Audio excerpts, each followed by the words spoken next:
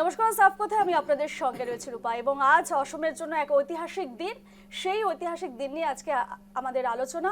এবং যেমনটাই আপনারা জানেন, হিমন্ত বিশ্ব শর্মা 2.0 মন্ত্রিসভা এবং নতুন মুখ থেকে ঠিক কি কি প্রত্যাশা করছেন অসমবাসী সাধারণ মানুষ, আম জনতা, সেদিকে তো আমরা নজর রাখবো। তবে একবার আপনাদের জানিয়ে রাখি আজকে যে ঐতিহাসিক দিন কেন বললাম, কারণ আজ অসম মন্ত্রিসভার অর্থাৎ দ্বিতীয়বারের মতো অসমের মুখ্যমন্ত্রী হিসেবে শপথ নিয়েছেন ডক্টর হিমন্ত বিশ্ব শর্মা। এবং আজ যদি আমরা সেই অনুষ্ঠানের কথা বলি তাহলে একেবারে চাঁদের হাট বলবো।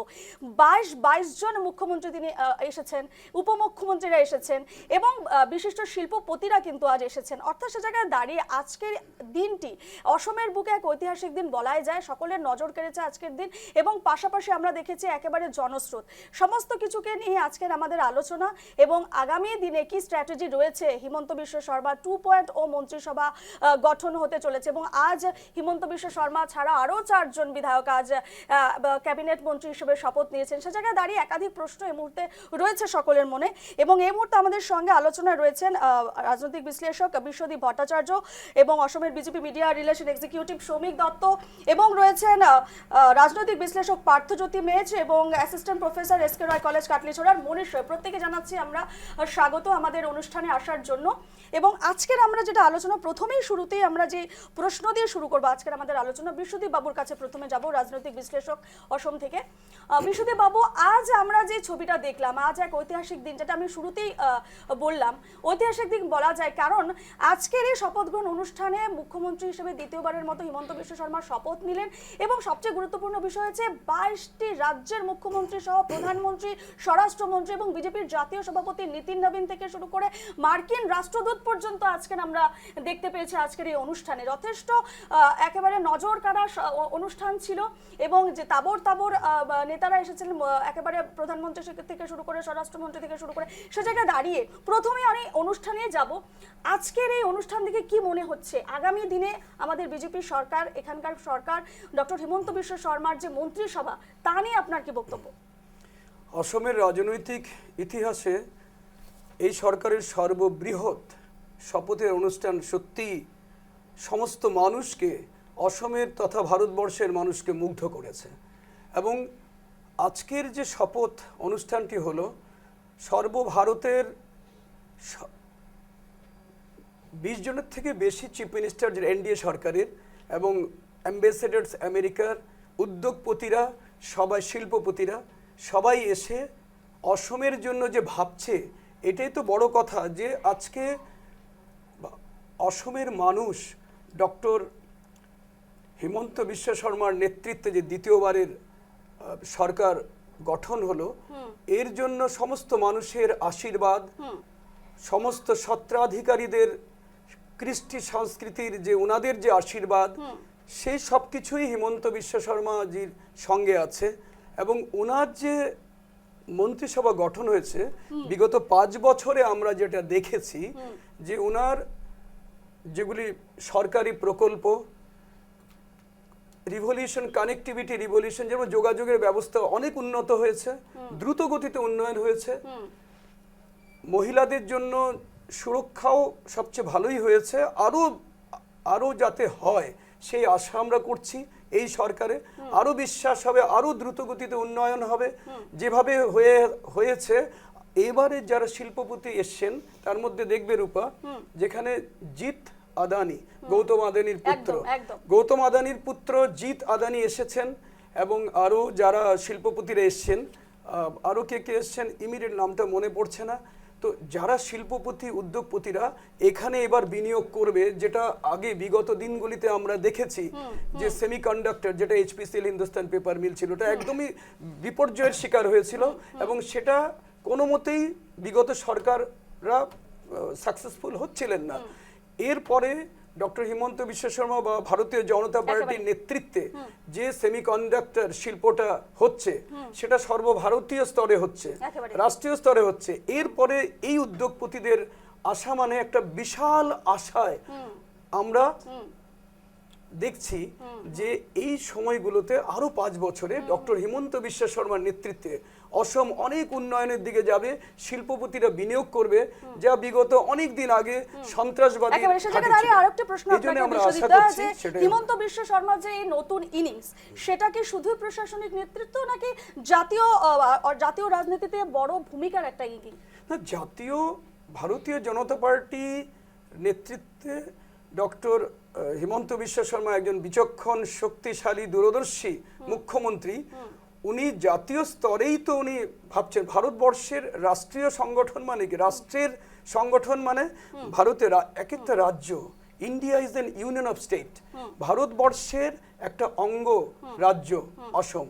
যখন একটা অঙ্গরাজ্যে উন্নয়ন হয়, পিওর ডিসেন্ট্রালাইজেশন হয়, সেখানের এটা ভারতবর্ষের রাষ্ট্রের একটা উন্নয়ন।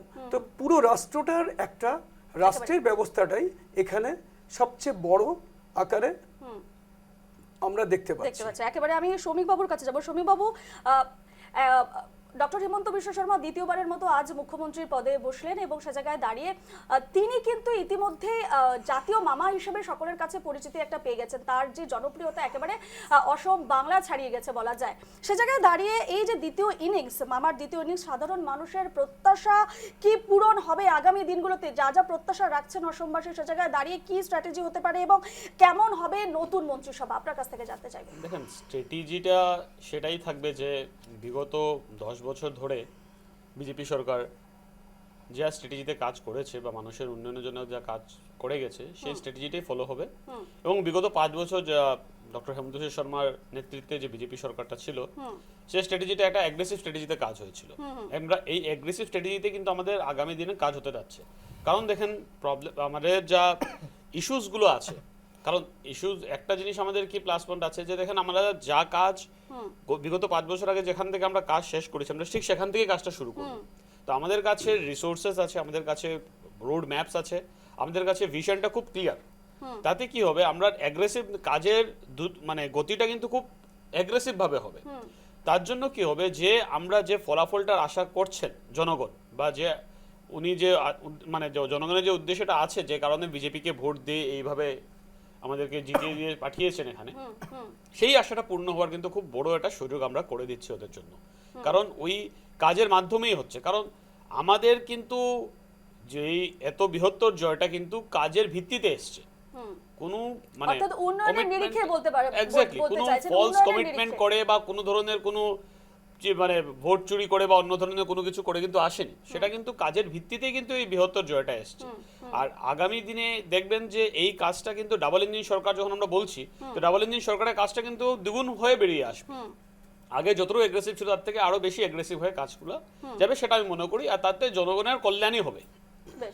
বেশ, আমাদের সঙ্গে কাটলিছড়া অর্থাৎ হাইলাকান্দি থেকে রয়েছেন মনীষ রয়, অ্যাসিস্ট্যান্ট প্রফেসর এসকে রয় কলেজ। আপনাকে স্বাগত জানাচ্ছি। মনীষ বাবু, যে বিষয়টিতে আমি আসবো, যেমনটা আমি শুরুতেই বলেছি, আজকের একটা ঐতিহাসিক দিন বলা যায় এবং আমরা দেখেছি মুখ্যমন্ত্রী ডক্টর হিমন্ত বিশ্ব শর্মার শপথ গ্রহণ অনুষ্ঠানে একেবারে প্রধানমন্ত্রী, স্বরাষ্ট্রমন্ত্রী থেকে শুরু করে রাজনাথ সিং, প্রতিরক্ষা মন্ত্রী এবং তাবর নেতারা এসেছেন, 22 জন মুখ্যমন্ত্রী এসেছেন এবং পাশাপাশি এসেছেন শিল্পপতিরা। শিল্পপতিদের কথা যদি বলি, তাহলে জিত আদানি, নোয়েল টাটার মতো না, তারাও এসেছেন আজকের এই শপথ গ্রহণ অনুষ্ঠানে। কি ইঙ্গিত দিচ্ছে এবং আগামী দিনে কতটা মানে অসমের ক্ষেত্রে, অসমের উন্নয়নের ক্ষেত্রে সে জায়গায় দাঁড়িয়ে কি মনে হচ্ছে যে কতটা উপকৃত হবে অসমবাসী এবং কি ইঙ্গিত দিচ্ছে তাদের এই শপথ গ্রহণ অনুষ্ঠানে আসা, কি মনে করছেন? সর্বপ্রথম ধন্যবাদ জানাই আমি নিউজ লাইভের সকল শ্রোতাদেরকে। এবং আমরা আজকে যেটা দেখলাম, আমাদের এই সম্মানিত মুখ্যমন্ত্রী ডক্টর হেমন্ত বিশ্ব শর্মা দ্বিতীয়বারের মতো শপথ নিয়েছেন এবং আমরা অনেক আশাবাদী যে আমাদের আসাম এবং আসামের সাথে সাথে বিভিন্ন যে নর্থ ইস্টের স্টেটগুলো আছে, সব স্টেটগুলোই একটা পজিটিভ মানে জিডিপির ক্ষেত্রে একটা ইমপ্রুভমেন্ট দেখা দিতে পারে। কেননা আমরা এখন যেটা জানি যে যেটা 2025 ইংরেজিতে ফেব্রুয়ারি মাসে যেটা আসাম অ্যাডভান্টেজ 2.0 শুরু হয়েছিল, সেটাকে আগামী দিনে আরো বেশি মোমেন্টাম চালিয়ে যাবে, অগ্রগতির দিকে নিয়ে যাবে।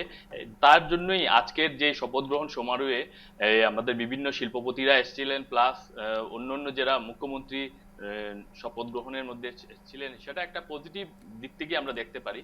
এবং আমরা এটাও জানি যে এই বিগত কিছুদিন আগে যেটা আসামে মাল্টি মডেল ইনফ্রাস্ট্রাকচারের যেটা একটা বিশেষ প্রজেক্ট সেটাও আমাদের আসামে ফার্স্ট টাইম ইমপ্লিমেন্ট হয়েছে। এবং এটার মাধ্যমে আগামী দিনে আসামে যে সমস্ত কাজ হবে সেতে কানেক্টিভিটি, রোডওয়ে, রেলওয়ে, ওয়াটারওয়ে সমস্ত কিছু দিকেই আমাদের আসামের বিভিন্ন নর্থ ইস্ট কিংবা আমাদের যে সেন্ট্রাল ইন্ডিয়া আছে সেটার সঙ্গেও কানেক্টিভিটি বাড়বে। এবং সেই কানেক্টিভিটির মাধ্যমে আগামী দিনে আরো ব্যবসা বাণিজ্যের প্রতি আরো বেশি শিল্প উদ্যোগরাও এগিয়ে আসবে। তো সেটা একটা আমাদের জন্য খুবই মানে গুরুত্ব এবং আমাদের জন্য একটা খুশির বিষয় যে আমাদের এই বর্তমান সরকার আবার ফিরে আসায় আমাদের যে আর্থিক এবং সোশিও ইকোনমিক যেটা স্ট্রাকচার সেটাকে আরো বেশি অগ্রগতি হবে। এমনটাই আপনারা আশা রাখছেন, একেবারে পার্থ, একেবারে আপনারা আশা রাখছেন এবং যথেষ্ট আশাবাদী। সে জায়গায় দাঁড়িয়ে পার্থ মেজ রয়েছেন আমাদের সঙ্গে, রাজনৈতিক বিশ্লেষক হিসেবে। পার্থবাবু, আপনাকে জেন জি বলা যায়, সে জায়গায় দাঁড়িয়ে আমি ঠিক জেন জির প্রেক্ষাপটে একটা প্রশ্ন আপনাকে করতে চাই। আজ মুখ্যমন্ত্রী হিসেবে শপথ নিলেন হিমন্ত বিশ্ব শর্মা দ্বিতীয়বারের মতো। প্রথমে জিজ্ঞেস করব যে কি প্রত্যাশা থাকছে জেন জি? সর্বপ্রথম আমি ধন্যবাদ জানাই নিউজ ল্যাব বাংলাকে যে আজকে আমাকে এখানে ডেকে এনেছেন। আর তার সঙ্গে একটা গুরুত্বপূর্ণ বিষয় হলো মুখ্যমন্ত্রী ডক্টর হেমন্ত বিশ্ব শর্মা দেব আমাদের সমষ্টির বিধায়ক, অর্থাৎ আমি জালুকবাড়ি সমষ্টির বাসিন্দা। সেজন্য আমি খুবই খুশি যে উনি দ্বিতীয়বারের জন্য মুখ্যমন্ত্রী হয়েছেন। তার কারণ হলো আমরা গর্বিত অনুভব করি যে আমাদের বিধায়ক অসমের মুখ্যমন্ত্রী। তার সঙ্গে বলি যে জেনজি বা ইয়াং জেনারেশন যে জিনিসটা ভাবে, প্রথমে আমি বলবো মুখ্যমন্ত্রী দেব যেই ধরনের স্কিম এনেছিলেন অ্যাডভান্টেজ আসামের মাধ্যমে আসামের উদ্যোগীকরণ করার যেটা ব্যবস্থা উনি হাতে নিয়েছিলেন সেটা আগন্তুক দিনও আরও ভালো করে নেবেন বলে আমি আশা রাখি।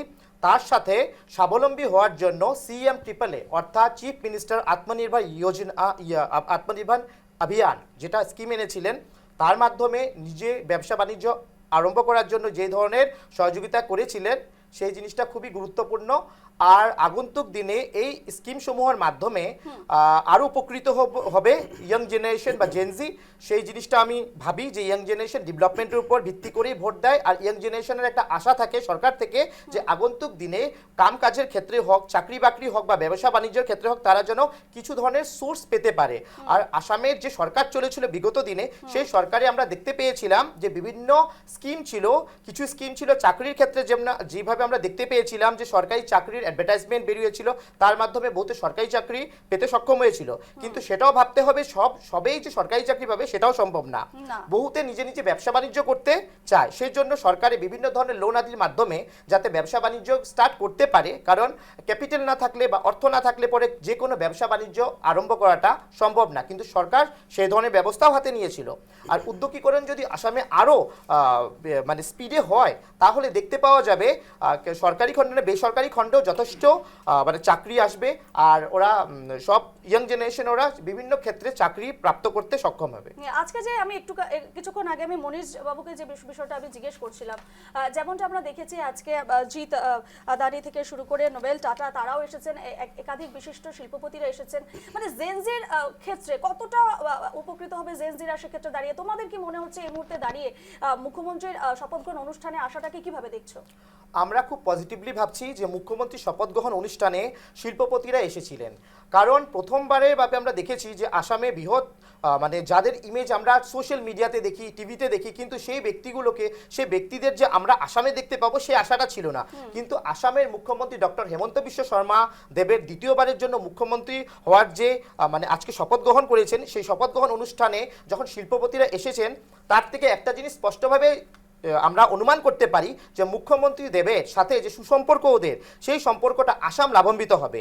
আর সরকারের সাথে যে সুসম্পর্ক একটা স্থাপন হচ্ছে, আর আগন্তুক দিনে এই শিল্পপতিরা যে আসামে বিভিন্ন ধরনের উদ্যোগ আনবে সেটা কিন্তু আমি 100% বলতে পারি, অনুমান করতে পারা যায়। আর ইয়াং জেনারেশনের আমি পূর্বেও বলেছি যে ডেভেলপমেন্ট আমাদের রাস্তাঘাট ডেভেলপমেন্ট হয়েছে, আমাদের যাতায়াত ব্যবস্থা তার ফলে উন্নত হয়েছে, জলপথের মাধ্যমে হোক বা স্থলপথের মাধ্যমে হোক বিভিন্ন ব্যবসায় বাণিজ্য আজকে আমাদের বাড়ির কাছে পাণ্ডু পোর্ট আছে, সেখানে কিন্তু দেখতে পাওয়া গেছে সেই ধরনের ব্রিজের স্থাপনা হচ্ছে, যে হাইওয়ে থেকে ডাইরেক্টলি পাণ্ডু পোর্টে যেন একটা কনস্ট্রাকশন হয়েছে ব্রিজ, যার মাধ্যমে যে কোনো জিনিস বা আমদানি রপ্তানি করার যেটা ব্যবস্থা হয়েছে সেটা কিন্তু খুব সুন্দর দিকে আগ বাড়ছে। তার উপরে জলপথের মাধ্যমে ব্রহ্মপুত্র উপত্যকার কাছে যেহেতু আমরা থাকি, আমরা দেখতে পাচ্ছি যে আমাদের বাড়ির কাছে নদী আছে, তো সেখানে বিভিন্ন ধরনের জলপথের মাধ্যমেও যাতায়াত ব্যবস্থা একটা সুন্দর হয়ে গড়ে তুলছে। তো আগন্তুক দিনে এই যাতায়াত ব্যবস্থার মাধ্যমে কিন্তু ভালো ভালো উদ্যোগ স্থাপন হবে। আর আমরা যে কোনো ক্ষেত্রে কিন্তু আমদানি রপ্তানি বা যে কোনো ব্যবসা বাণিজ্যের ক্ষেত্রে যাতায়াত ব্যবস্থা উন্নত থাকা অতি গুরুত্বপূর্ণ। পূর্বে কি ছিল, যখন বহু বছর পূর্বে যাতায়াত ব্যবস্থা উন্নত না থাকার জন্য বহু উদ্যোগ এখানে আসতে পারেনি, কিন্তু বর্তমান যাতায়াত ব্যবস্থা যেহেতু সুন্দর হয়েছে, তার উপর ভিত্তি করে একটা জিনিস স্পষ্টভাবে বলা যায় যে অর্থাৎ উন্নয়নের প্রেক্ষিতে কিন্তু এবারে বলা যায় 102 সিটে এনডিএ জোট এসেছে ক্ষমতায়, এবং সে জায়গায় দাঁড়িয়ে আমরা দেখতে পেলাম যে আজ যে শপথ গ্রহণ অনুষ্ঠান সকলেই একেবারে তাকিয়েছিল, এবং আমরা দেখতে পেয়েছি সকাল থেকে তাবর নেতারা, মন্ত্রীরা, এবং আমরা দেখেছি যে উত্তর পূর্বের প্রত্যেক মুখ্যমন্ত্রী আজ এসেছিলেন, এবং সে জায়গায় দাঁড়িয়ে আরো একাধিক প্রশ্ন রয়েছে, সেদিকেও আমরা নজর রাখবো। তবে তার আগে নিয়ে নেব একটা ছোট্ট বিরতি। ফিরে এলাম বিরতির পর, দেখছেন সাফ কথা, এবং আজকের আমাদের আলোচনা হচ্ছে হিমন্ত বিশ্ব শর্মা 2.0 মন্ত্রিসভা, এবং ঠিক নতুন মুখ থেকে কি কি প্রত্যাশা রয়েছে সে বিষয়ে আলোচনা করছি। এবং আমাদের সঙ্গে রাজনৈতিক বিশ্লেষক থেকে শুরু করে বিজেপি নেতা থেকে শুরু করে এবং অ্যাসিস্ট্যান্ট প্রফেসর রয়েছেন এসকে রয় কলেজের কাটলিছড়ার মনীষ রায় বাবু রয়েছেন, আমরা আলোচনা করছি।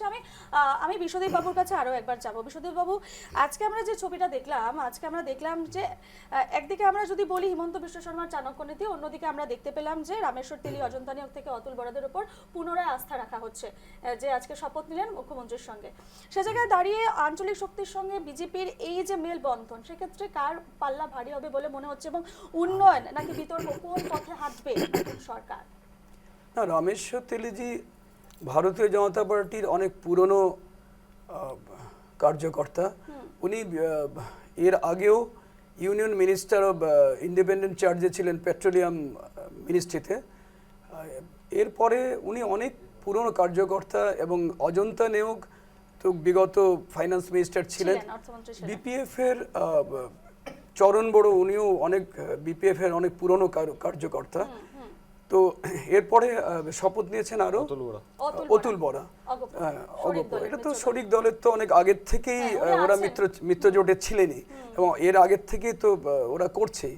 তো এইটা সব নিয়ে আমাদের ডক্টর হিমন্ত বিশ্ব শর্মার বিচক্ষণতা, দূরদর্শিতা, যে রামেশ্বর তেলী অনেক সিনিয়র কার্যকর্তা ভারতীয় জনতা পার্টির, সেই হিসাবে ওনাকে যে ক্যাবিনেট মিনিস্ট্রি দিয়েছে এটা অতি সুলক্ষণ, এবং এর জন্য চা জনগোষ্ঠী অনেক উপকৃত হবে। চা জনগোষ্ঠীর আমাদের উজন অসমে অনেক একটা ভূমিকা ওরা নির্ণয় করছে। তো চা জনগোষ্ঠী এবং সমস্ত অসমের ভারতীয় জনতা পার্টির বা অসমবাসীর জন্য রামেশ্বর তেলীজির একটা বড় ভূমিকা আশা করছি।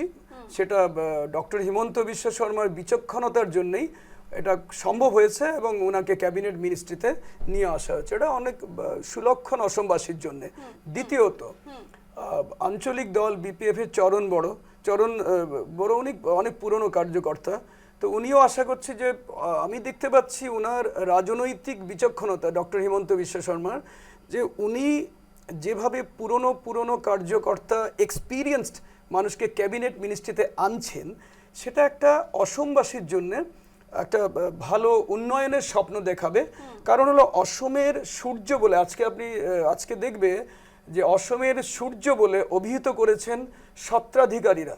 আজকে যেটা আমি দেখতে পেয়েছি যে সত্রাধিকারীরা এবং অসমের মানুষ হাত তুলে আশীর্বাদ করেছে ডক্টর হিমন্ত বিশ্ব শর্মাজিকে দ্বিতীয়বারের মুখ্যমন্ত্রী হিসাবে। তো এই যে আশীর্বাদ, মানুষের প্রত্যাশা, এই জন্য উনিও ভাবছেন যে যত এক্সপিরিয়েন্সড যোগ্য ব্যক্তি যদি যোগ্য মর্যাদা পায়, তাহলে অসমের উন্নয়নে আমাদের রাষ্ট্রের নেতৃত্বে আজকে মোদিজির সেই স্বপ্ন সফল হবে। এই জন্যই উনি সিনিয়র মোস্ট কার্যকর্তা যারা আছেন তাদেরকে ফিরিয়ে এনে, এবং কিছু নতুন মুখও আসবে, সব মিলিয়ে উনি এবার ক্যাবিনেট মিনিস্ট্রি এমনভাবে করবেন যেটা অসমের উন্নয়ন হবে এবং রাষ্ট্র গঠনের একটা দারুণ প্রয়াস হবে।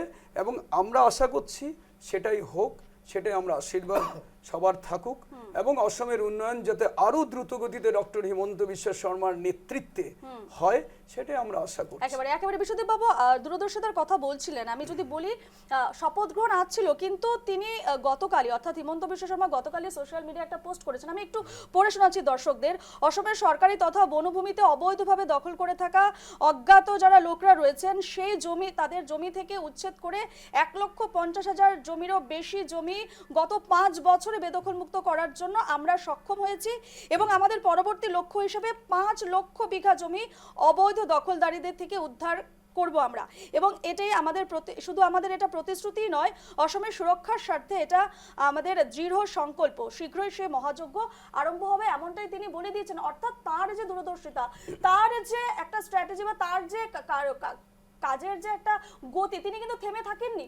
তিনি মুখ্যমন্ত্রী শপথ গ্রহণের আগেই তিনি সোশ্যাল মিডিয়া এই ধরনের আগাম বার্তা তিনি দিয়েছেন যে আগামী 5 বছরে তিনি কি করতে যাচ্ছেন। দেখুন, অটোমেটিকে উনি অলরেডি অসমের মুখ্যমন্ত্রী বলেই দিয়েছেন যে বিগত উনার যে 5 বছরের যে উনার 1.5 লক্ষ অনুপ্রবেশকারী এবং তারা যারা জমি দখল করেছিল তাদের সেখান থেকে বিতাড়িত করা হয়েছে, সেটা সরকারি জমি ছিল।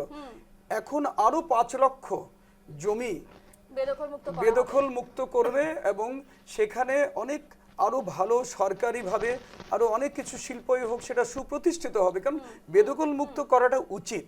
কারণ সরকারি বিঘার পর বিঘা, হাজার হাজার লক্ষ লক্ষ বিঘা বিগত বছরের পর বছর জমিগুলিকে অনুপ্রবেশকারীরা দখল করে রেখেছিল।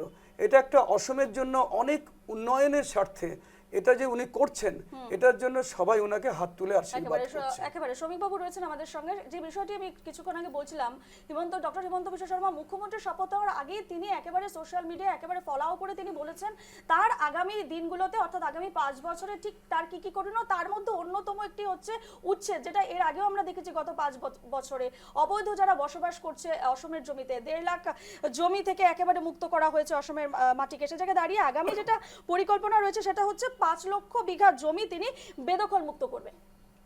দেখেন, আমি আপনাকে একটু আগেই বলেছি যে আমাদের সরকার বিগত যে অ্যাগ্রেসিভনেস বিগত 5 বছর আগে যা ছিল তার থেকে এবার ডাবল হয়ে যাবে। কারণ আমরা জানি যে আমাদের লক্ষ্যটা কোথায় আছে, আর আমাদের আসামকে একটা সিকিউরিটি জায়গায় এটা নিয়ে আসতে লাগবে। কারণ দেখেন, আমরা বলছি যে আজকে আমরা যদি শুধু শপথ গ্রহণটা দেখেন, যদি 22 জন চিফ মিনিস্টার এসছেন বিভিন্ন রাজ্যে, শিল্পপতিরা এসছেন, তার কারণ কি এটা যদি বুঝতে চান ব্যাকগ্রাউন্ডে, সেটা কিন্তু আগে কোনোদিন আসামে এই ধরনের চিত্র আমরা দেখিনি। সেটা হওয়ার রিজন একটাই যে Assam is in the developing state. Assam কিন্তু বিগত 10 বছরে কিন্তু নিজের জায়গায় যা ছিল তার থেকে কিন্তু অনেক ধাপ এগিয়ে গেছে। এবার এগিয়ে যাওয়ার ফলে কি হচ্ছে, প্রত্যেকটা রাজ্যে কিন্তু আমাদের উপরে একটা বিশ্বাস এসছে এবং শিল্পপতি বলেন বা বিভিন্ন সেক্টরে বলেন আসামের প্রতি একটা সবার আস্থা এসছে। কারণ মাননীয় প্রধানমন্ত্রী আসাম ভ্রমণ যতবার করেছে মনে হয় না কোনো প্রধানমন্ত্রী আসামে এতবার এসছেন বলে। এটাই কি বোঝাচ্ছে, এটা বোঝাচ্ছে দ্য স্টেবিলিটি অফ আসামটা কিন্তু খুব একটা ভালো জায়গায় দাঁড়িয়ে আছে। এবার এই স্টেবিলিটি, এই ইনভেস্টমেন্ট বা এই ধরনের যদি স্ট্রাকচার যদি দেখতে চান, তাহলে কিন্তু সিকিউরিটির সঙ্গেই কিন্তু এই ধরনের কাজ হতে পারে। তো আমরা যদি এখন অ্যাগ্রেসিভ না হই তাহলে কখন অ্যাগ্রেসিভ হব? কারণ আমাদের প্রত্যেকটা জিনিস মানচিত্র কিন্তু আমাদের রেডি করা আছে, সবাই জানা মানচিত্র আছে, আমরা জানি কি কি কাজ করতে হবে। This is the right time. এই সরকারটা তো প্রথমবার আসেনি, দ্বিতীয়বার মতো সরকারটা এসছে, মুখ্যমন্ত্রী দ্বিতীয়বার চার্জ নিয়েছেন। তাহলে আমাদের কাছে সবকিছু যখন এইভাবে ক্লিয়ার হয়ে আছে, তো আমাদের কাছে এই ধরনের 5 লক্ষ বিঘা জমি বলে কথা না, বিভিন্ন ক্ষেত্রে বিভিন্ন যেসব কাজ পরিকল্পনা আমাদের ছিল বা ম্যানিফেস্টোতে আমাদের যে কাজগুলো ছিল, সেই কাজগুলো দ্রুতভাবে হবে কাজগুলো। কারণ ডাবল ইঞ্জিন সরকার আছে, আমি আগেই বলেছি। আর অ্যাগ্রেসিভ লেভেলটা, কারণ আমরা জানি আমাদের মাননীয় মুখ্যমন্ত্রী খুবই অ্যাগ্রেসিভ লিডার, তো তার জন্য ওনার কাজের স্পিডটাও দেখবেন অটোমেটিক্যালি ডাবল হয়ে যাবে। আর এই ধরনের কাজ কিন্তু আগামী দিনে কিন্তু আরো উন্নয়নের কাজ দেখবেন। কারণ খালি 5 লক্ষ শুধু উচ্ছেদ নিয়ে তিনি বলেননি, তিনি কিন্তু চা শ্রমিকদের ক্ষেত্রে তিনি বলেছেন যে 500 টাকা করে যেটা তাদের দেওয়া হবে, মজুরি দেওয়া হবে, সেই বিষয়ে কিন্তু গতকাল তিনি পোস্ট করেছেন।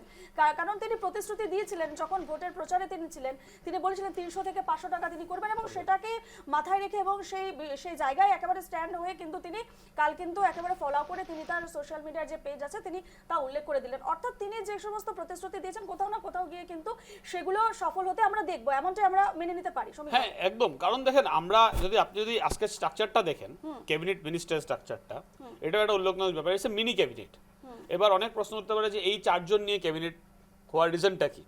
কারণ বিজেপি এখন আজকে যদি ওয়েস্ট বেঙ্গলে দুদিন আগে সরকার হয়েছে, সেখানেও 4-5 জন 6 জনই ছিল সরকারে। এই মিনি ক্যাবিনেট হওয়ার রিজন একটাই, যে কোঅর্ডিনেশনটা খুব ফাস্ট কোঅর্ডিনেশন হয়, ব্যালেন্সটা প্রপার থাকে, আর 1-to-1 ইন্টারাকশন করার জন্য কোনো টাইম কনজিউমিং লাগে না। তো এই ধরনের ক্ষেত্রে যেসব একটা এফিসিয়েন্সি লেভেলটা অনেক বেড়ে যায় যখন একটা মিনি ক্যাবিনেট কাজ করে। এবার যখন এই মিনি ক্যাবিনেটটা অ্যাটলিস্ট তো 2 দিন 5 দিন 10 দিন 15 দিন বা 1 মাস যা পরিকল্পনা আছে সরকারের, সেভাবে এটা কাজ করবে। এই কাজের ক্ষেত্রে যেসব পরিকল্পনা অলরেডি সরকার নিয়েছে সেই কাজগুলোকে রূপান্তর করার জন্য কিন্তু এই ক্যাবিনেটটা খুব এফেক্টিভলি কাজ করবে। তার জন্য কি কোঅর্ডিনেশনটা প্রপার রাখার জন্য কিন্তু মিনি ক্যাবিনেটটা তৈরি হচ্ছে। এটাতে এটা না যে অন্য কোনো রিজন বা ব্যাকগ্রাউন্ডের জন্য কোনো রিজন না, রিজনটা এটাই যাতে কাজ লেভেলটা যাতে এফিসিয়েন্সিটা বেড়ে যায়, তার জন্য কিন্তু মিনি ক্যাবিনেট তৈরি হচ্ছে। আর যারা নিয়েছেন সবাই কিন্তু এক্সপিরিয়েন্সড নিয়েছেন এবং ব্যালেন্স করে নেওয়া হয়েছে। বিজেপির থেকেও ছিলেন, এজিপি থেকেও আছেন, বিপিএফ থেকেও আছেন। ওই যে পলিটিক্যাল ব্যালেন্সটা, এই পলিটিক্যাল ব্যালেন্সটা কিন্তু খুব সুন্দরভাবে ব্যালেন্স তৈরি করা হয়েছে, যাতে কোনো আমাদের মিত্রজোটে কোনো দলই যাতে না ভাবে যে আমাদেরকে প্রাধান্য তো দেওয়া হয়নি। তার জন্যই কিন্তু এই ধরনের স্ট্রাকচারটা তৈরি করে যাতে কাজটা দ্রুতগতিতে করতে পারি আমরা, আর ফিল্ড মানে গ্রাউন্ডের ওয়ার্ক লেভেলটা যাতে আরো ফাস্ট হয়, তার জন্য কিন্তু এই ক্যাবিনেটটা তৈরি হয়েছে। একেবারে আমরা আমাদের অর্থনীতিবিদ হিসেবে আমাদের সঙ্গে মনীশ বাবু রয়েছেন, মনীশ বাবুর কাছে যাব। মনীশ বাবু, এই যে শিল্পপতিদের সমাবেশ আজ দেখলাম আমরা, সে জায়গায় দাঁড়িয়ে অসমকে কি দক্ষিণ পূর্ব এশিয়ার ইন্ডাস্ট্রিয়াল হাব হিসেবে গড়ে তোলার যে লক্ষ্য নেওয়া হয়েছে, তাকে কি আরো এক ধাপ এগিয়ে নিয়ে গেল? জি, হ্যাঁ, সেটা ঠিক। মানে এবার আমরা যেটা মানে নেক্সট আমাদের যেটা স্টেপ থাকবে সেটা হলো যে শিল্পী উদ্যোগ যারা আছে, যেমন কিছুদিন আগে আমরা দেখেছি যে সেমিকন্ডাক্টর, যেটা টাটার একটা বিরাট বড় প্রজেক্ট, সেই প্রজেক্টের আন্ডারে আমরা যদি এটা যদি সঠিকভাবে ইমপ্লিমেন্ট হয়, তাহলে দেখবেন এখান থেকে শুধু মানে এই প্রোডাকশন না, তার সাথে সাথে রোজগারও বাড়বে। সেই রোজগারটা গ্রাউন্ড লেভেল থেকে শুরু করে একদম প্রত্যেকটা শ্রেণীর মাধ্যমে যারা যারা নিজেদেরকে স্কিল বানিয়েছে তারাও এই ধরনের অপরচুনিটি পাবে। শুধু শিল্প উদ্যোগ নয়, আমি মনে করি এবার এই সরকারে আরো কিছু পদক্ষেপ নেওয়া দরকার। সেটা হচ্ছে গিয়ে যে আমরা অ্যাক্ট ইস্ট পলিসিটার দিকে কাজ করতে হবে। এই অ্যাক্ট ইস্ট পলিসির মূল উদ্দেশ্যই হলো যে আমাদের যে সাউথ এশিয়ান কান্ট্রি গুলো আছে, সেই কান্ট্রি গুলোর সঙ্গে আমাদের একটা কানেক্টিভিটি থাকতে হবে। সেই কানেক্টিভিটির মাধ্যমে আমাদের ট্রেড রিলেশন যেটা আরো বেশি উন্নত হবে। সেই ট্রেড রিলেশনের মধ্যে ট্যুরিজম থাকবে বা আরো অনেক কিছু সেক্টর আছে, যে সেক্টর গুলো মানে আগামী দিনে আরো বেশি উন্নত হওয়ার মতো একটা বিরাট একটা সুযোগ আমাদের কাছে থাকে। তো আমরা এবার অ্যাক্ট ইস্ট পলিসি হিসেবে আমরা কাজ করতে হবে। আমাদের পার্শ্ববর্তী যে দেশগুলো আছে, যেমন বাংলাদেশ আছে, ভুটান আছে, সেই দেশের সঙ্গে আমাদের ট্রেড রিলেশন আগামী দিনে আরো বাড়াতে হবে। তো এই যে শিল্প উদ্যোগ যারা আসছে, সেই শিল্প উদ্যোগ আসার মধ্যে শুধু যে এই জায়গাতেই থাকবে সীমাবদ্ধ তা নয়, তাদের যে প্রোডাকশন গুলো, সেই প্রোডাকশন গুলো ইজিলি আমরা বাইরের দেশের সঙ্গে মানে ট্রেড এর মাধ্যমে আমরা আরো বেশি মানে মানে লেনদেন করতে পারবো। তো আমি মনে করি যে আগামী দিনে আসাম আরেকটি বিরাট একটা ভালো পজিশনে যাবে, ইকোনমির দিক থেকেও এবং সোশ্যাল দিক থেকেও। আমরা তার আগেও দেখেছি যে বিগত 5 বছরে অনেক কিছু কাজ হয়েছে, কিন্তু সেই কাজের মোমেন্টামটা এতটুকু হয়নি যখন এখন হওয়ার একটা সুযোগ আছে। তো আমি এটাই আশাবাদী যে আগামী দিনে যে সমস্ত ইনভেস্টররা যারা আসবেন, শিল্পী উদ্যোগ যারা আসবে, তারা এই যে প্রোডাকশন বা আরো যে ইনফ্রাস্ট্রাকচার হাব যেটা তৈরি করছে বর্তমান সরকার, তো সেটা যাতে আগামী দিনে অ্যাক্ট ইস্ট পলিসির সঙ্গে সঙ্গে আরো যাতে মানে এগিয়ে যায়। তো আমাদের যে বিভিন্ন যে পার্শ্ববর্তী দেশগুলো আছে, মায়ানমার, ভুটান, তারপর আপনার ইন্দোনেশিয়া, মালয়েশিয়া, এই ধরনের লিঙ্কেজ গুলো আগামী দিনে বাড়বে। আমি কিছুক্ষণ আগে যেটা বলেছিলাম যে মাল্টি মডেল যেটা ইনফ্রাস্ট্রাকচার যেটা প্রজেক্ট একটা আছে, সেই প্রজেক্টটাকে এগিয়ে নিয়ে যেতে হবে এবং এটার মাধ্যমে যে বিভিন্ন এশিয়ান কান্ট্রি গুলো আছে তাদের সঙ্গে একটা ট্রেড রিলেশন আসবে এবং এটাতে অটোমেটিক্যালি আপনারা দেখবেন যে এই যে আমাদের রোজগার যেটা এমপ্লয়মেন্ট জেনারেশন সেটা হবে, স্কিল ডেভেলপমেন্ট হবে, আরো বিভিন্ন প্রচুর সুযোগ আছে। তো সেই দিকে বিশেষ করে বেশি লক্ষ্য রাখা দরকার এই বর্তমান সরকার। আর আমি মনে করি সেটার উপরে আরো বিভিন্ন বিশেষ কাজ হবে।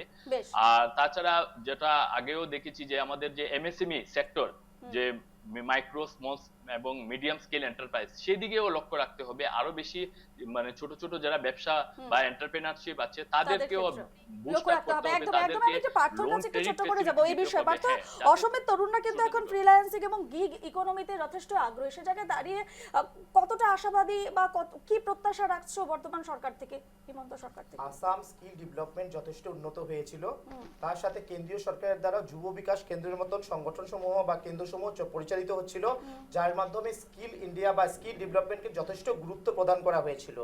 স্কিল ডেভেলপমেন্টের মাধ্যমে যুব প্রজন্মের বিভিন্ন যুবক যুবতী মানে স্কিলড হয়েছিল, স্কিল লেবার যাকে আমরা বলি। স্কিলের মাধ্যমে তারা কি করে ছোট ছোট নিজের ব্যবসায় বাণিজ্য স্থাপন করতে সক্ষম হয়েছিল। তার সাথে স্কিল ডেভেলপমেন্টের যখন একটা সার্টিফিকেট থাকে, তাদেরকে খুব ইজিলি লোনও প্রোভাইড করা হয়েছিল। সরকারের বিভিন্ন স্কিমের মাধ্যমে তো লোন প্রোভাইড করেছিল, কিন্তু ব্যাংকের মাধ্যমেও লোন প্রোভাইড করা হয়েছিল, যাকে আমরা পার্সোনাল লোন আদি বলি। সেই ধরনের লোনও প্রোভাইড করা হয়েছিল, কারণ স্কিল ডেভেলপমেন্টের মাধ্যমে যেই ধরনের সার্টিফিকেট থাকে সেটা বহুত যথাযথ উপকারী। আর তার সাথে আরেকটা গুরুত্বপূর্ণ কথা, যে সরকার যদি এই আগন্তুক দিনে স্কিল ডেভেলপমেন্ট বা স্কিলের সাথে জড়িত যে সমস্ত কেন্দ্র আছে, সেই সমস্ত কেন্দ্রের সংখ্যাও যদি একটু বাড়িয়ে দেয়, তাহলে আরো বেশি উপকৃত হবে। আর তার সাথে শিল্পপতিরা তো আসছে, শিল্পপতিরা ডেফিনেটলি যখন কোনো শিল্পোদ্যোগ স্থাপন করবে, তখন কিন্তু তাদের কর্মচারীর প্রয়োজন পড়বে। একটা ফ্যাক্টরি যখন স্থাপন হয়, সেখানে কিন্তু বিভিন্ন ধরনের কর্মচারীর প্রয়োজন হয়। টেকনিক্যাল থেকে শুরু করে অ্যাকাউন্ট লেভেল পর্যন্ত কিন্তু বিভিন্ন ধরনের কর্মচারীর প্রয়োজন হয়। আর কম্পিউটার, ক্যামেরা সব কিছুর মধ্যে কিন্তু কর্মচারীর প্রয়োজন পড়ে। সেই জন্য স্কিলের ক্ষেত্রে দেখতে পাওয়া যায়, যখন স্কিল ইন্ডিয়া এসেছে বা স্কিল আসাম স্কিল ডেভেলপমেন্টও স্টার্ট হয়েছিল, বর্তমান যে প্রসেসটা চলতে ছিল, সেই প্রসেসটা যদি আরো অ্যাগ্রেসিভলি আরো বেশি কেন্দ্র স্থাপন করে আরো হাই কোয়ালিটি লেভেলে যদি আনতে পারে, ডেফিনেটলি সরকার চেষ্টা করবে। সেটা যদি আনতে পারা যায়, তাহলে শিল্প উদ্যোগ যেটা স্থাপন হবে, সেই ক্ষেত্রেও তারা উন্নতভাবে স্থাপন হতে পারবে, কারণ তারা স্কিল লেবার পেয়ে যাবে বা স্কিল এমপ্লয়ি পেয়ে যাবে। সেটা খুবই গুরুত্বপূর্ণ। আর কেউ যদি নিজে ব্যবসা স্টার্ট করতে চায়, তাহলেও পারবে। তো একদমই আমরা আলোচনা আবারও ফিরবো, তবে এখন সময় হচ্ছে একটা কমার্শিয়াল ব্রেকের পর ফিরছি, সঙ্গে থাকবেন। আমরা তো আজ গোটা দিন দেখলাম যে আজ আসামের জন্য ঐতিহাসিক দিন, এবং আজ গুয়াহাটি মহানগরে একেবারে বলা যায় চাঁদের হাট আমরা দেখেছি ডক্টর হিমন্ত বিশ্ব শর্মা শপথ গ্রহণ অনুষ্ঠানে, এবং তাকে ঘিরে নতুন মন্ত্রিসভা, এবং মন্ত্রিসভা থেকে কি কি আশা প্রত্যাশা রয়েছে, এবং পাশাপাশি এই বিষয়ে এই নিয়ে আরো একটি বিষয় রয়েছে। এই মুহূর্তে আমরা একটি বিষয় নিয়ে আমরা দেখতে পেয়েছি উত্তর পূর্ব ভারত, যদি আমরা আলোচনা করি বিশ্বদীপ বাবু, উত্তর পূর্ব ভারতে গেরুয়া ঝড় বা বিজেপি ওয়েভ বা মোদি ওয়েভ আমরা বলতেই পারি। সে জায়গায় দাঁড়িয়ে এর নেপথ্যের ঠিক কি কারণ, মানে আমি জানতে চাইছি এর পেছনে কি সংগঠন, নাকি নেতৃত্ব, নাকি বিরোধীদের দুর্বলতা? বিরোধীদের দুর্বলতা তো আছেই, তাদের দুর্বল নেতৃত্ব একটা বড়সড় গেইন হয়েছে ভারতীয় জনতা পার্টির। আর সবচেয়ে বড় কথা, যখন থেকে ভারতীয় জনতা পার্টির সরকার এসছিল, যেটা আমি পরিলক্ষিত করেছি, যে সেই সময় থেকে অটল বিহারী বাজপেয়ীজির সময় থেকে উনি পুরো নর্থ ইস্টটাকে উনি অনেক চেষ্টা করেছেন, অনেক প্রয়াস করে এখানে অনেক বড় বড়, যেরকম আমার পূর্ববর্তী বক্তারা বলেছেন, মাল্টি মডেল ট্রান্সপোর্টেশনস অ্যান্ড যারা এই জিনিসটা যে কানেক্টিভিটি রিভলিউশন, সেটা বাজপেয়ীজি উনার স্বপ্ন ছিল, যে নর্থ ইস্ট স্টেটটা তখন অনুন্নত হয়েছিল। সেই উন্নয়নের জন্য প্রথম কি দরকার, ট্রান্সপোর্টেশন, যাতে ট্রেড ব্যবসাটা খুব ভালো হয়, যোগাযোগের মাধ্যমটা যাতে হয়, এই জন্য কানেক্টিভিটি রিভলিউশনের উপরে সবচেয়ে জোর দেওয়া হয়েছিল। নর্থ ইস্টে মিডিয়ার উপরেও জোর দেওয়া হয়েছিল, প্রসার ভারতী। এরপরে ডোনার যে মিনিস্ট্রিও ভারতীয় জনতা পার্টি এনেছিল, অসমের মানুষ, পূর্বাঞ্চলের মানুষ, নর্থ ইস্টের মানুষ দেখেছে ভারতীয় জনতা পার্টির এরপরে যে প্রয়াসগুলি করেছিলেন, সবগুলিতে ওরা সাফল্য লাভ করেছে। অসমের তথা পূর্ব ভারতের সব মানুষের ওনারা মানে সবই রেসপন্স খুব ভালো পেয়েছেন, এবং সেটা ইমপ্লিমেন্ট করে দেখিয়েছিলেন। এরপরে মোদিজির নেতৃত্বে, মোদিজির স্বপ্নই ছিল যে পূর্বের দিকে যাতে সূর্যোদয় হয়, পূর্বে যাতে সবসময় যাতে ভালো থাকে, সেখানে প্রতিটা মানুষ যাতে সব কিছু পায়, ডিসেন্ট্রালাইজেশনের মাধ্যমে ডাইরেক্ট সরকারি প্রকল্প পেয়ে তারা যাতে ঠিকমতো স্বাস্থ্য, শিক্ষা, যাতায়াতের মাধ্যম, উন্নত যাতায়াত, দ্রুতগতিতে উন্নয়ন, সব তো মোদিজির নেতৃত্বে ডক্টর হিমন্ত বিশ্ব শর্মার উনি করেছেন। এবং আগেও শ্রী সর্বানন্দ সোনোয়াল উনিও যথেষ্ট প্রয়াস করেছিলেন। সমস্ত মিলে এখানে আগে কি ছিল, সন্ত্রাসবাদের ঘাঁটি ছিল, যখন অসমে মানুষ আসতো না, পূর্বাঞ্চলে এখনো কিছুটা মণিপুর দেখা যায়, কিন্তু এটা আরো শক্তিশালী প্রয়াস করতে হবে যে পুরো পূর্বত্বে যাতে প্রধানমন্ত্রী মোদিজির স্বপ্নর সূর্যোদয় আরো ভালোভাবে ঘটে। তার কারণ হলো multi modal transportation and logistics containerisation যেটা ম্যানেজমেন্ট, যেটা আমার পূর্ববর্তী ইকোনমিস্ট এবং আমার যুব বন্ধু বলেছিলেন যে মাল্টি মডেল ট্রান্সপোর্টটা এখানে খুব দরকার। কিন্তু এটা ভারতবর্ষে যেরকম সিপোর্ট, যেখানে মোদিজির গুজরাটে গৌতম আদানির যেটা পোর্ট, অতি অত্যাধুনিক পোর্ট সেই সময় বানিয়েছিলেন যখন মোদিজি চিফ মিনিস্টার ছিলেন। তো আদানিজির পুরো যেটা মুন্দ্রা পোর্ট বলা হয়, ভারতবর্ষের প্রথম মুন্দ্রা পোর্ট, যেটাতে অত্যাধুনিক সমস্ত ইকুইপমেন্ট আছে ট্রান্সপোর্টেশনের জন্য, শিপিং, যেটা শিপ ট্রান্সপোর্টেশন। এখানে আসামের ব্যাপারটা হয়েছে multi way of transportation with one linkage of the documentation. যে আগে যেটা হতো separate documentation for river transportation, inland transportation, separate transportation, carriage of documents, যেটা ট্রান্সপোর্টেশন, রোড ট্রান্সপোর্টেশন, তারপরে আছে air transportation, rail transportation, separate documents ছিল। Multi model ট্রান্সপোর্টেশনের আন্ডারে one documentation হবে, টোটাল ডকুমেন্টেশনের লিঙ্কেজ হবে এবং ভেরি দ্রুত গতিতে এটা কাজ বেরিয়ে যাবে অ্যাট রিডিউসড কস্ট, খুব কম সময়। সেটা অসমে আরো দ্রুত গতিতে উন্নয়ন চাই। তার কারণ হলো এই অসমটা হচ্ছে গিয়ে এটা ল্যান্ড লকড স্টেট, এখানে কোনো সিপোর্ট নেই। সে সিপোর্ট না থাকার জন্যে ল্যান্ড, যেটা ল্যান্ডলকড এরিয়া, সেখানে পান্ডু পোর্টটা হয়েছে রিভার ট্রান্সপোর্টেশন, রিভার পোর্ট। এবং গোয়ালপাড়া যেটা হয়েছে, যেটা আমাদের মাননীয় শিপিং মিনিস্টার ক্যাবিনেট সর্বানন্দ সোনোয়ালজির নেতৃত্বে খুব ভালো করেছেন। কিন্তু এটা আরো দ্রুত গতিতে ছড়াতে হবে ব্যবসায়, যাতে উন্নতির জন্য শিল্পপতিরা যেভাবে আসছেন, সেমিকন্ডাক্টরে হোক, জিন্ডালও এসছেন আজকে, জিৎ আদানিও ছিলেন, ওদের যে transportation of linkage of the documentation, ভালো রোড ট্রান্সপোর্টেশন, এইসব যদি হয় আরো উন্নতির দিকে আসাম যাবে, এই আশা আমি রাখছি। এটাই আমি বলছি। তার পরবর্তী সময় আরেকটা কথা মাথায় রাখতে হবে যে মহিলারা যদিও সরকারি প্রকল্পগুলিতে ওনারা যথেষ্ট লাভবান হয়েছেন এবং তারা নিশ্চয়ই ভারতীয় জনতা পার্টির যেগুলি সরকারি প্রকল্প, উন্নত যাতায়াত ব্যবস্থা, ওনারা সত্যি লাভবান হয়েছেন। তারপরেও আমি দেখছি কিছুটা অসমের যে গ্রাম, যেরকম নগাঁওতে একটা ঘটনা ঘটেছে, সুরক্ষার ব্যবস্থাটা, মহিলাদের সুরক্ষার ব্যবস্থা আরো জোরদার করতে হবে এই গভর্নমেন্টে। এটা আমি আশা রাখছি।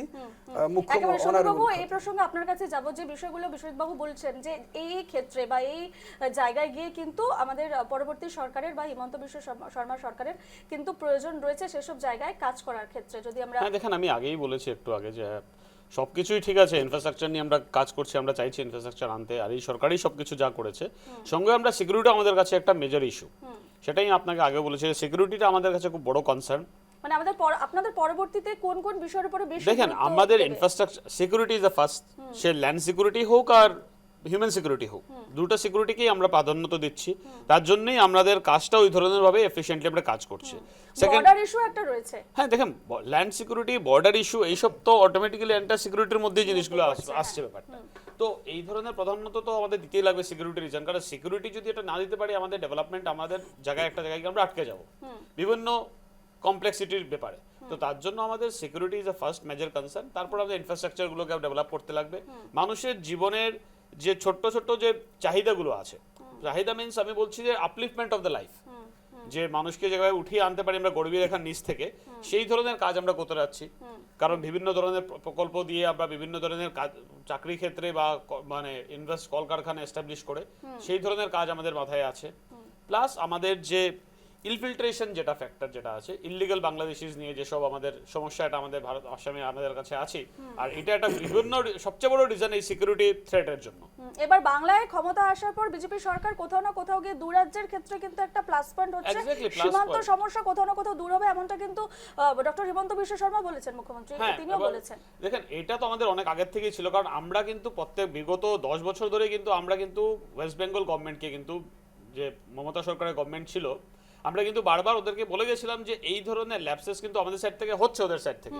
কারণ ইললিগাল মাইগ্রেন্টসরা, বাংলাদেশিরা যারা আসছে, ওরা কিন্তু আমাদের দেশে, আমাদের রাজ্যে দিয়ে ঢুকতে না পারছে, কিন্তু বাংলাদেশেও ঢুকছে। এবার ওয়েস্ট বেঙ্গলে ঢুকছে। এবার ওয়েস্ট বেঙ্গলে ঢুকায় কি হচ্ছে, ওদেরকে কিন্তু নথিপত্র, যে কাগজ ডকুমেন্টেশন যা প্রয়োজন একটা জীবনযাপন করতে গেলে, সেই ডকুমেন্ট পত্র কিন্তু ওরা মানে তৃণমূল নেতারা কিন্তু ওদের বিনা পয়সায় ওদেরকে বানিয়ে দিচ্ছে, এবার ওদের ভোট ব্যাংক হয়ে যাচ্ছে। এবার ওরা কি হচ্ছে, সেখান থেকে আসছে, কিন্তু আলটিমেটলি কিন্তু বেঙ্গলে কোনো কলকারখানা নেই, না তো রোজগার করতে ওরা আসতে লাগছে আসাম। আসামে এবার আসামে এসে ওরা চুরি চামারি ডাকাতি যা আছে সব কিছু করছে, করে আসামকে কিন্তু একটা উত্তম পরিস্থিতিতে ফেলে দিয়ে চলে গেছে। কোথাও না কোথাও কি উপকৃত হবে আসাম? বাংলায় বিজেপি Definitely সরকার হবে, আসার কারণ পরে ইতিমধ্যে সেখানকার মুখ্যমন্ত্রী বলে দিয়েছেন যে জমি দিয়ে দেওয়া হয়েছে বিএসএফ কে, এবং BSF কে, সেই নিয়ে হ্যাঁ। কাজ শুরু হয়ে যাচ্ছে। আমরা পরবর্তী আলোচনায় যাচ্ছি, তবে তার আগে একটা ছোট্ট বিরতি নিয়ে নেব। ফিরে এলাম বিরতির পর এবং আমরা আলোচনায় আবারও ফিরবো। আমাদের সঙ্গে বিশিষ্ট অতিথিরা রয়েছেন। আমাদের সঙ্গে কাটলিছড়া অর্থাৎ হাইলাকান্দি থেকে রয়েছেন এসকে রয় কলেজের অর্থনীতিবিদ তথা অ্যাসিস্ট্যান্ট প্রফেসর মনীশ বাবু রয়েছেন। মনীশ বাবুর কাছে এবারে যাব। মনীশ বাবু, আমরা শিল্পপতিদের নিয়ে তো কথা বললাম, কিন্তু ওভারঅল যদি আমরা দেখি গত 5 বছর এবং আগামী 5 বছর, আমি প্রত্যাশার ক্ষেত্রেই আসছি, অসমবাসীর জন্য ঠিক কি কি করা উচিত হিমন্ত বিশ্ব শর্মা 2.0 মন্ত্রিসভার?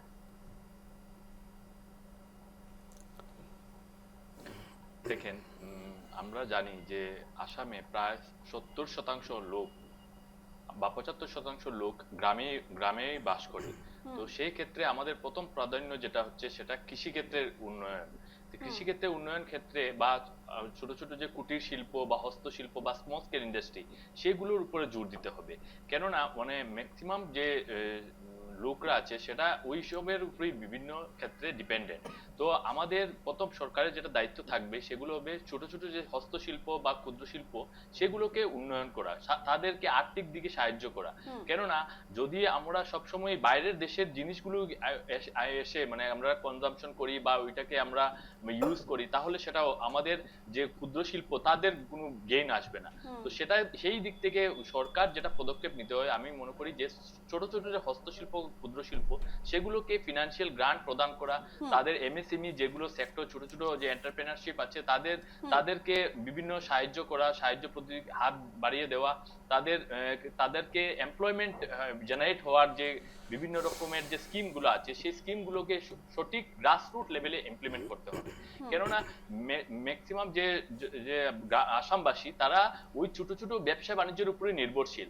আমরা যদিও মনে করি যে বড় বড় শিল্প উদ্যোগরা আসলে আমাদের উন্নয়ন হবে, জিডিপি গ্রোথ হবে, সেগুলো তো ঠিকই আছে, কিন্তু তার সাথে সাথে যে ছোট ছোট যে স্মল স্কেল ইন্ডাস্ট্রি এইগুলোর উপরে কাজ করতে হবে। যে এসএইচজি গুলো আছে সেই এসএইচজি গুলোকে বিভিন্ন রকমের যে ফিনান্সিয়াল গ্রান্ট কিংবা আরো যে এমপ্লয়মেন্ট যে স্কিমগুলো, সেই স্কিমগুলো গ্রাউন্ড লেভেলে সঠিকভাবে চলছে কিনা সেদিকে নজর রাখতে হবে। তো ওভারঅল এই সমস্ত জায়গা যদি ঠিক থাকে তাহলে আসামবাসীর বা এমপ্লয়মেন্টের ক্ষেত্রে আমরা অনেকটাই উন্নয়ন হবে বা উন্নত আমরা দেখব। তো সেই দিক থেকে আমি মনে করি এটা একটা বিরাট মানে জরুরি যে আমরা ছোট ছোট শিল্পী উদ্যোগ, ক্ষুদ্র শিল্পী মানে উদ্যোগ বা আরো যেটা স্মল স্কেল ইন্ডাস্ট্রি, সেই ইন্ডাস্ট্রিগুলোকে যথেষ্ট পরিমাণে আমাদের মানে বিভিন্ন ধরনের সরকারি মানে সাহায্য, এইগুলো ফিনান্সিয়াল গ্রান্ট এগুলো দিতে হবে। তখনই এটা সম্ভব যে ডাবল ইঞ্জিন সরকারের যে সমস্ত গ্রাম উন্নয়ন প্রকল্প আছে সেই প্রকল্প যাতে গ্রাউন্ড লেভেলে চলে সঠিকভাবে সেদিকে নজর রাখতে হবে। এটা দ্বিতীয়ত আমি আগেই বলেছি যে আমাদের যে বিরাট আমাদের সম্পদ আছে, আমাদের কাছে অনেক রিসোর্স আছে, সেই রিসোর্স গুলোকে কিভাবে কাজে লাগানো যায় সেদিক থেকেও আমাদের নজর রাখতে হবে। আমাদের শুধু এটা দেখলে হবে না যে সবাই সরকারি চাকরি পাবে। আমাদের যে ইউথরা আছে, যে জেনারেশনের যে মানে লোকরা আছে, তাদেরকে বিভিন্ন স্কিল ডেভেলপমেন্টের যে কোর্সগুলো আছে সেই কোর্সগুলোকে আরো ভালোভাবে সঠিকভাবে যাতে ইমপ্লিমেন্ট হয় সেই দিকে নজর রাখতে হবে। আমি আবার বলি আমাদের ম্যান পাওয়ারের অভাব নেই, কিন্তু সেই দিক থেকে নজর রাখতে হবে যে ওরা স্কিল আদতে কি ওদের স্কিল হচ্ছে কিনা। কারণ যে শিল্পী উদ্যোগ যারা আসবে, সেই ইন্ডাস্ট্রিগুলো যারা খুলবে, সেই লোকরা কোথা থেকে নেবে? অবভিয়াসলি সেটা আসাম থেকে নেবে।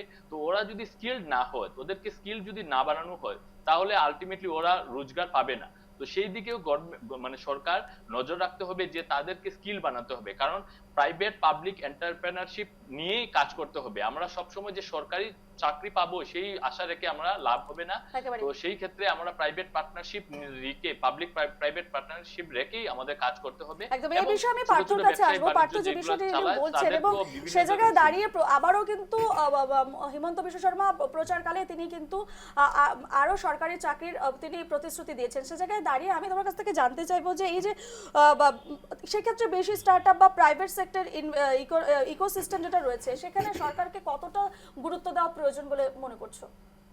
যেটা প্রাইভেট সেক্টর আছে সেখানে বিশেষভাবে গুরুত্ব দেওয়া প্রয়োজন আছে সরকারের। তার কারণ হচ্ছে প্রত্যেকজন যে সরকারি চাকরি লাভ করবে সেটা কিন্তু সম্ভব না।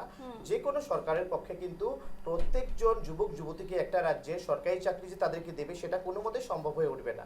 সেই জন্য যুবক যুবতীদেরও বলবো, তারা যদি স্কিল আছে, কিছু স্কিলস ডেভেলপমেন্ট ট্রেনিং সেন্টার আছে নিজের নিকটবর্তী অঞ্চলে খোঁজ করে চায়, যদি তারা যে স্কিলটা নিতে চায় সেই স্কিল ডেভেলপমেন্ট কোর্সের মধ্যে তারা অ্যাডমিশন নেওয়াটা উচিত।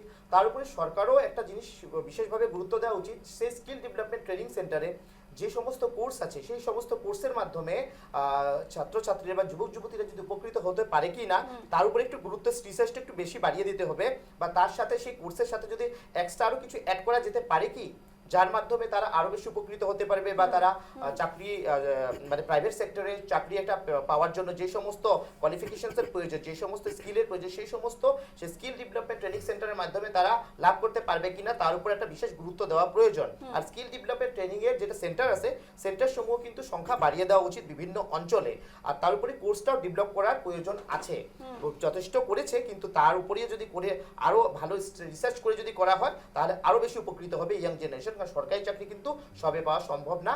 আরেকটা কথা বলবো, মহিলা সবলীকরণের ক্ষেত্রেও দেখতে পাওয়া গিয়েছিল যে আমাদের একজন বক্তা বলেছেন যে এসএইচজি মানে সেলফ হেল্প গ্রুপের কথা বলছেন, কিন্তু বর্তমান আসামে সত্যিকারের আমি দেখতে পেয়েছি পূর্বে গ্রামাঞ্চলে ছিল যে আত্মসহায়ক গোটের সংখ্যা যথেষ্ট ছিল, মহিলারা যথেষ্ট উপকৃত হয়েছিল, কিন্তু রিসেন্টলি আমি দেখতে পেয়েছিলাম লাখপতি বাইদো বুঝে যেটা স্কিম এনেছিল আসাম সরকার, তার মাধ্যমে কিন্তু যথেষ্ট সংখ্যক মহিলা উপকৃত হয়েছিলেন। তারা ফাইন্যান্সিয়ালি যে সমস্ত ফাইন্যান্স গেইন করেছিল সরকার থেকে, তারপর কিন্তু আমি ওদেরকে ছোট ছোট স্টল দিতে দেখতে পেয়েছিলাম বিহুর পূর্বে বা সঘনে আমি দেখতে পাই, আমাদের অঞ্চলগুলোতেও আমি দেখতে পাই বা আমাদের সিটি এরিয়াতেও বিভিন্ন অঞ্চলে দেখতে পাই, তার ছোট ছোট স্টল দেয়।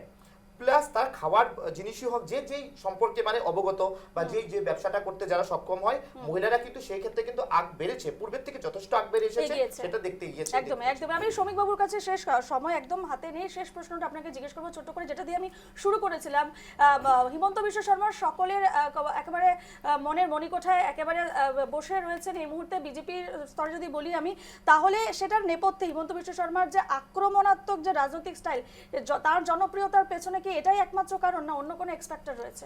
দেখেন, জনপ্রিয়তার কারণ তো ওনার কাজটা, একটা দক্ষ মানুষের জনপ্রিয়তা তাতেই সে কাজের উপরে ডিপেন্ড করেই আসে।